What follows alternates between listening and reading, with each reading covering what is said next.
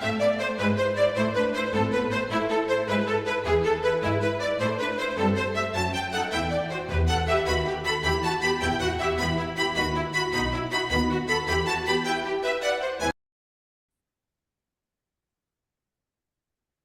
evening to all of our listeners, and welcome to another episode of Theology on the Rocks. Tristan, Prost, the ceremonial. Prost. I'll leave it to you all to wonder how that sound came about. Tonight, we're going to be discussing a topic which we've alluded to for quite some time, namely the theology of the cross. And we'll just jump right into it and get going, and perhaps start, Tristan. He wrote his thesis for his church exam on this topic. So we're going to throw the question to him. What is the theology of the cross? Yes, so the theology of the cross is what Martin Luther was very well known for and is still known for today. The one theology that we contrasted with is the theology of the cross, the theology of glory, where the focus is often on human reason and human ability and what I as a human being can do in relationship to God, basically, or in the relationship to my own salvation. Mm-hmm. And theology of the cross is then a contrast to this focus, in that it focuses on what God has done on the cross for us, how God became human for us, and the very crucial part of the incarnation for our salvation, basically. Yeah, I think that's a very good initial introduction for us. I'm sure we'll be unpacking some of those central themes in a short while. Perhaps just also for our listeners, a tiny bit of context on where this theology of the cross comes from.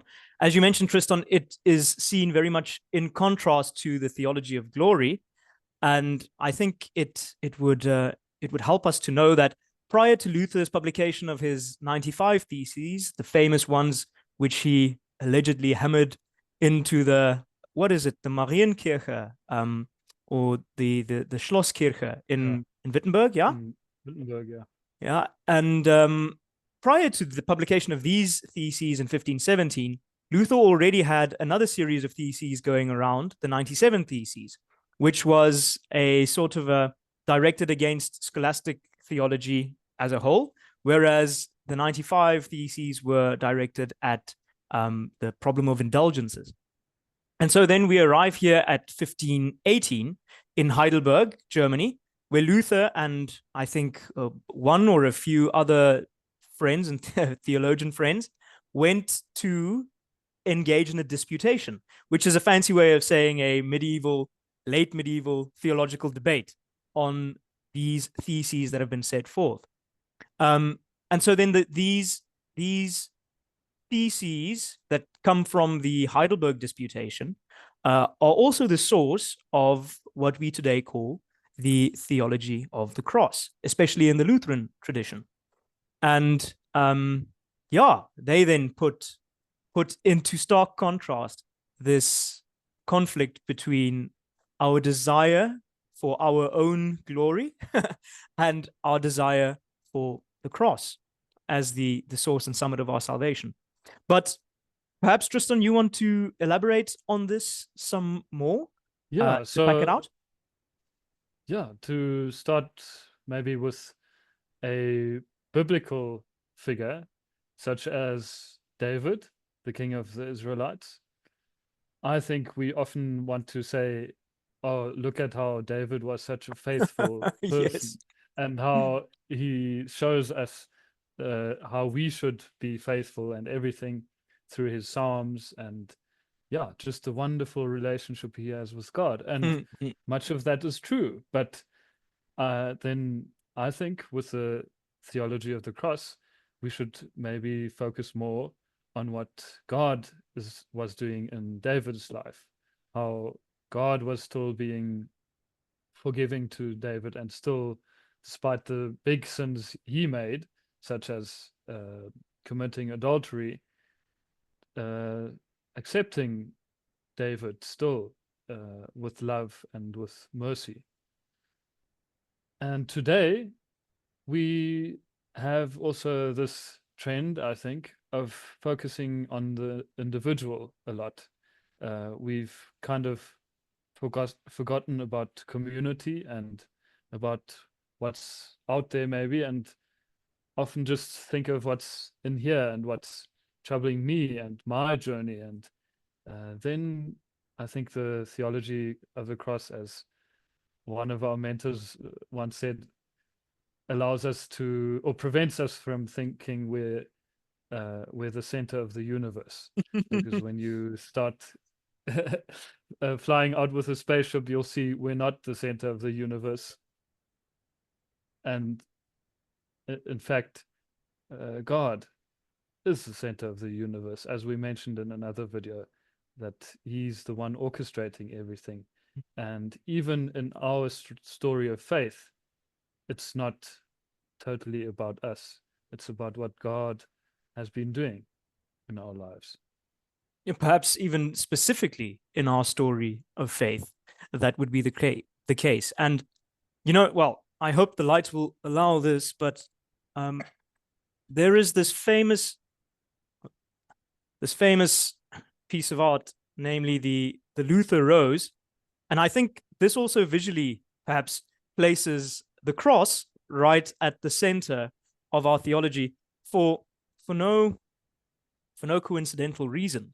I think in our previous conversations, I can't recall exactly which one, we also mentioned that right at the center of the most important parts of our lives, and this a little bit touches perhaps also on our sufferings or our difficulties, but definitely at the center of our story, of our part in the story of salvation, there stands not our works or our abilities or our own very nice little sub-narratives, but there is the cross. There is what Christ has done for us. And I think, yes, we definitely see that playing out perhaps a bit more formally, a bit more academically in Luther's Heidelberg Disputation. But over to you again with a follow-up question, namely, what do you think is the relevance of the theology of the cross? I mean, this disputation occurred in 1518, and definitely in times when people were also perhaps a little bit more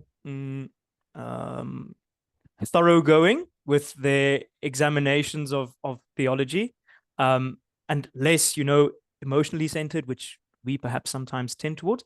But yeah, given our context, what would you say is the relevance of this theology of the cross? Why is it in the center of Lutheran theology?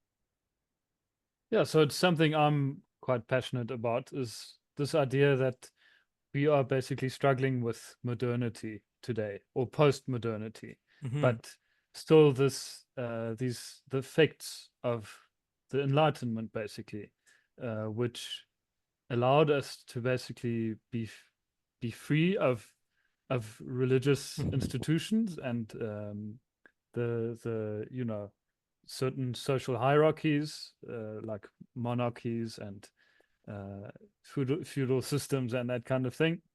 But and I see a lot of good in it, but at the same time, we as people were suddenly flung into or flung out of tradition, if I can put it like that, or thrown out of tradition, basically losing this safety net around us, and suddenly having to fend for myself and I in the big great world. So in this whole movement, then we also had the rise of rationalism, or the focus on what we can do with our human reasoning, like with science and with philosophy, and many great thinkers came up, like Immanuel Kant and what's his name, Hegel, I don't like Hegel. They all, yeah, produced a new way of thinking about human life, basically. And this thinking of human life is often centered around what human beings can do and think and achieve, which again, I think is good. But when we then talk about our salvation, then we also take this thinking into our faith life and think that we have to achieve our own salvation, or yeah, reach our own salvation, as if there's a standard that we have to meet or brownie points that we have to get to please God enough to save us. But that's exactly what the theology of the cross actually contradicts or opposes. We, as theologians of the cross, have to try and say, no, actually, still, God is the creator. God is the one who died on the cross for us. And actually, we have very little that we can offer to God. So God actually does everything, even, even that work of salvation. That doesn't mean, of course, that we don't do anything in response to God's grace, but it does mean that our good deeds don't come out of our own strength, but out of the strength that we receive from the crucified and risen Jesus Christ. Yes, I yes. hope that wasn't too Amen. much preaching. No, funnily enough, we just had this conversation prior to this recording, but my sermon yesterday was on the topic of the famous parable of the two famous parables of the kingdom from the Gospel of Matthew, chapter 13, verses 44 to 46. Namely, the kingdom of heaven is like a treasure in a field, or like a precious pearl. And I'm just mentioning this because it ties into what you've just mentioned there. In our hyper individualistic age, we are so so much stuck in our own heads, in our own minds, and sometimes, Tristan, I think we're also stuck in our own hearts and in our own deeds. We constantly look to ourselves and ask the question, well, am I enough? Am I doing enough that God might truly be gracious unto me? And the sermon explored this precise theme at the hand of those two parables. I think you've mentioned, perhaps in one of our previous conversations as well, is that the order there is completely reversed. It's not me seeking the treasure and finding it. It's not me seeking pearls and then finding them, namely seeking God's love and its acceptance, etc. But the other way around, Him as the one being completely active. And as I mentioned to you, that sermon was the best received one yet.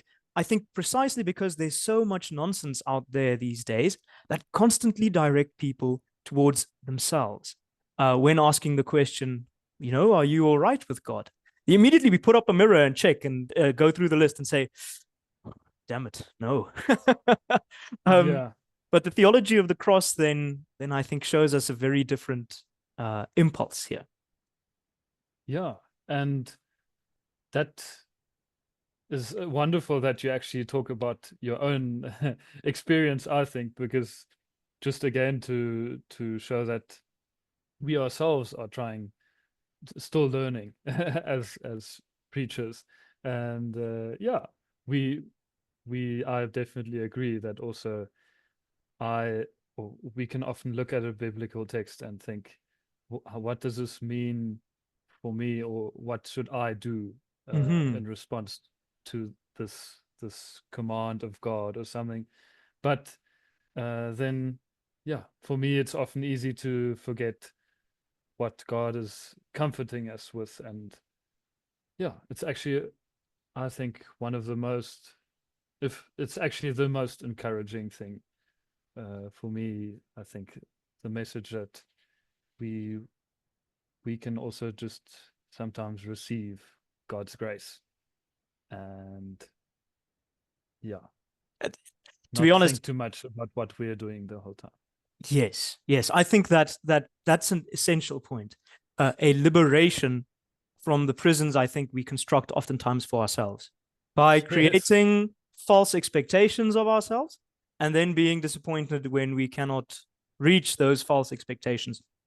And obviously, we don't want to preempt it too much, but this gets directly at the heart of what Luther is railing against in the Heidelberg Disputation, um, arguing precisely against this false theology of glory in which we try and create elaborate, beautiful systems in which we deserve some way or another God's grace. Whereas the Yeah. alternative is to cling to it or to receive it, as you've just worded it. Yeah, and on that note of clinging, uh, I was actually just trying to look in the internet to look at that one comment that someone made on our video, where he says, "Look at J. What's his name? J. S. Smith's idea Oh, of James Smith, yeah. the philosophical liturgy, and uh, this this theologian also talks about our desires and Mm-hmm. how what we what we struggle with nowadays is deciding what we hang our hearts on, basically. Uh, what what yeah, what are we letting us uh, yeah, what are we following really, Yes, yes. when we go into this big arena or temple or mall and see all the different shops around us or see all the advertisements. These are all things trying to capture our attention and our desire, and to use our desires. And that can often be quite harmful, because when we then sometimes only go down that route of what we want and what makes us, yeah, what gives us pleasure, then uh, we might be going on a dangerous path. But that's why we then have this response, I think, of God telling us to maybe look up again and see what greater things God is doing. Beautiful image. Yes, I think this is why the cross is unwavering, for especially for us Lutherans, even in the liturgical space. Whenever you get to church, you are always and always and always again confronted by the cross. Regardless of where you are in life, regardless of where you think you are in life, the cross remains there. And I think this action of looking up is something that we need to be reminded of quite often. And just as an aside, we began on the topic of your thesis topic for Yeah. the academic assignment, and now we've come kind of full circle to my topic for my thesis for my MDiv. I was Oh, working yes, I was working with James Smith's cultural liturgies exactly. and Taylor's diagnosis of the modern man. I'm sure we'll definitely still be delving into those Yeah, concepts yeah, yeah, yeah. further in some later Sorry, I videos. was going on a tangent there. A lovely one. It I made my hair Yeah. stand up immediately, like the Okay, theological cool. theologian activated. I actually wanted to also make this or come back Let's do and it. just uh, allude to Martin Luther's theology of the cross again, Mm-hmm. and because I remembered that one of the parts of his theology of the cross is also the first commandment, or the importance of the first commandment. Mm-hmm. I am the Lord your God, you shall have no other gods before me. Mm-hmm. uh, which he says is basically, or which he explained as us having to watch out for what we cling ourselves to Yes. and what we think can give us strength and power. We might think it's a great philosophical system, or a political movement, or uh, one person in our lives, and that is where we can often, yeah, uh, we might actually need that reminder that God is there for us. The God of the universe is the one who's ready to be our God, totally and, yeah, totally and holy. Yes, especially when we find ourselves clinging to our idols, which inevitably disappoint. Yeah. I mean, and not, yeah. Let's not go into another tangent. The other temptation is great. um, I was thinking of this parallel as well when you were mentioning the concept. Well, Smith's concept of desire, and this very classical Lutheran phrase of that on which you hang your heart or on which you put your heart. And I think perhaps there is like two touch points there, um, but also a little bit of a problem or a little bit of a complication. So, yeah, I would not so much identify. So, Luther obviously refers to that is your God on which you ultimately place your trust. On that on which you hang your heart, that is your God. It's his famous litmus test for obedience to the first commandment, which I think we all fail. Um, Whereas Smith is talking about the ultimate desire, or that thing which animates your getting up and your going to bed, the one thing of ultimate concern that dominates all.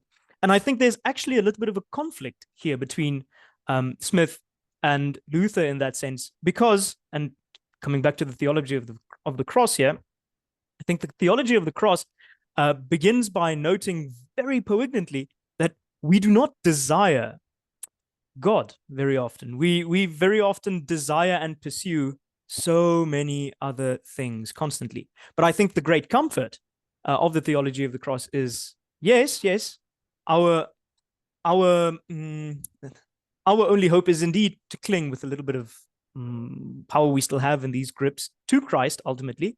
But the fact that He is there and that the cross remains, and that He holds on to us, I think that that really does put it into a Lutheran perspective. Sorry, I've lost my train of thought. I see we're Okay. running out of time. No, that's fine. Yeah. Okay. Of course, we can almost finish, but Please, I over to you. actually thought, yes, definitely they're different, but Mm. uh, yeah, no, thanks for that clarification. I'm just wondering, sorry, It's let me just ask again. So mhm. you're saying uh, Smith is talking about desire, whereas Luther is talking about that we don't really desire God at all. What? No, I think there's definitely a confluence between the two. Like, so Smith definitely, he points us, for instance, to the mall, to the liturgy of the mall, Yeah. for us to see what things we really do desire and pursue, namely, material Yeah. wealth, prosperity, Hmm. whatsoever. Whereas Luther, I think, points us to the cross and tells us exactly that. You are not desiring what you ought to. So we Yeah. kind of like Taylor Smith would say that the partaking in a uniquely Christian liturgy forms the person in a certain way that he becomes more and more attuned to correctly aiming his desire towards God. And Yeah. there is talk of that, which is to an extent, Okay, I see. but Luther, I think, Yeah. precisely tells us that no matter what you do, you poor miserable sinner, you will never be able to direct yourself I sufficiently to God, and that's okay. Yes. Now I see. Thank you. Yeah. Exactly, and I agree with that. Yeah, and Definitely. that's definitely also what I heard you. That's what I heard from you. Yeah.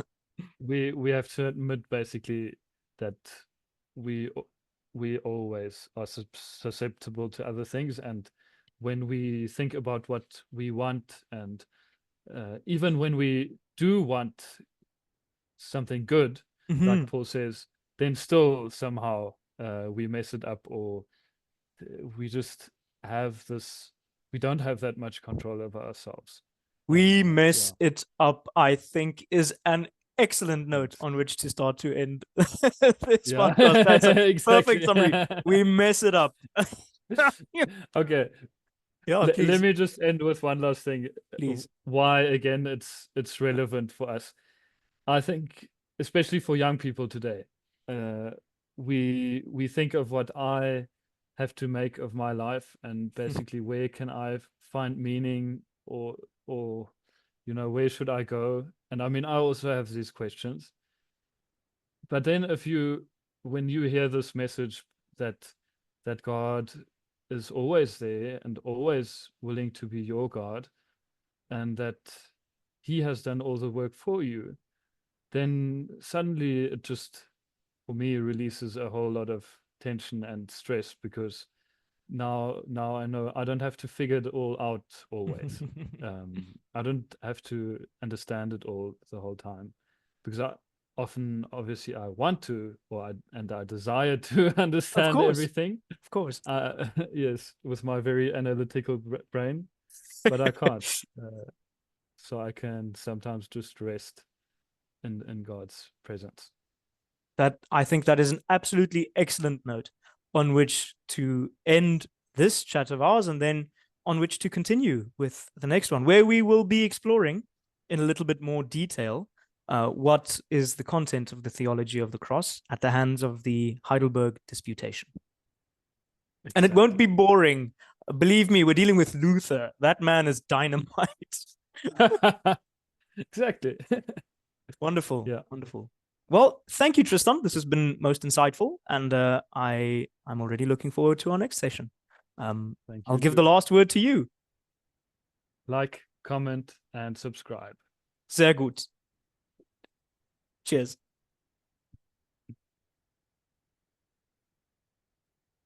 Wacht, ik ga die recording